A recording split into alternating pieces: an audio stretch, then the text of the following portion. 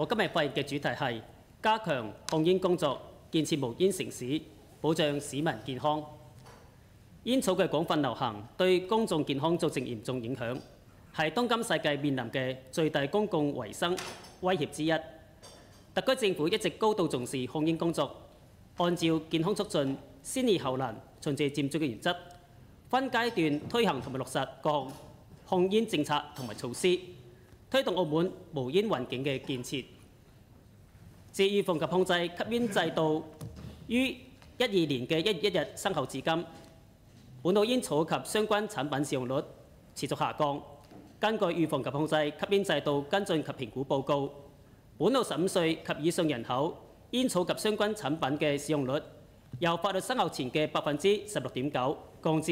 2023年嘅11.6%。13至15歲青少年整體煙草使用率由10年嘅9.5%降至21年嘅3.8%。呢啲數據說明喺政府領導以及係社會全面配合同埋努力下，本澳控煙政策及措施係行之有效嘅，成績係顯著嘅。不過，本澳控煙工作仍存在一啲嘅困難同埋挑戰係極需解決，例如13至15歲青少年電子煙使用率上升、長期吸煙者戒煙難、女性吸煙人數上升等問題。建設無煙城市，保障公眾健康，係特區政府持之以恆嘅公共衛生政策之一。為咗推動本澳控煙事業持續發展，本人提出以下4點嘅建議：第一，強化特定人群控煙宣傳工作。23年，本澳15歲及以上女性煙草及相關產品使用人數較11年有明顯嘅反彈。評估報告指，主要係由於居澳外地僱員及外地學生導致。與此同時，本地女性煙草使用率亦都較19年及22年有輕微嘅上升。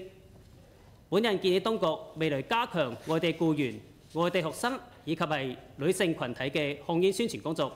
減少相關群體嘅煙草使用。第二，加強青少年電子煙教育。澳門青少年煙草使用調查2021顯示，13至15歲青少年傳統煙草使用率由00年嘅7.6%降至21年嘅3.8%，但係電子煙使用率則由15年嘅2.6%升至21年嘅4%。呢一個趨勢令人擔憂。本人建議當局加強青少年對電子煙危害性嘅認識同埋了解，並適時進一步加強電子煙規管，令青少年遠離電子煙。第三，完善戒煙服務。23年使用煙草及相關產品嘅人士，喺過去1年嘗試戒煙比例較往年顯著下降。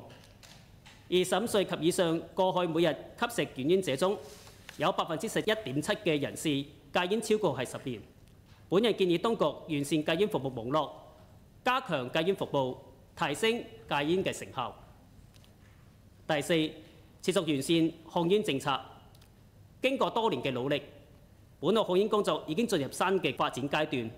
今年係煙草控制框架公約實施生效20週年。本人建議當局可以適時開展新嘅控煙工作規劃同埋目標研究，尤其對於近年社會一直有意見，希望政府禁止吸煙者邊走邊吸煙嘅火車頭行為，開展公開諮詢，凝聚社會共識，進一步完善控煙政策，以配合健康澳門藍圖行動策略，推動無煙城市同埋健康澳門嘅建設。多謝。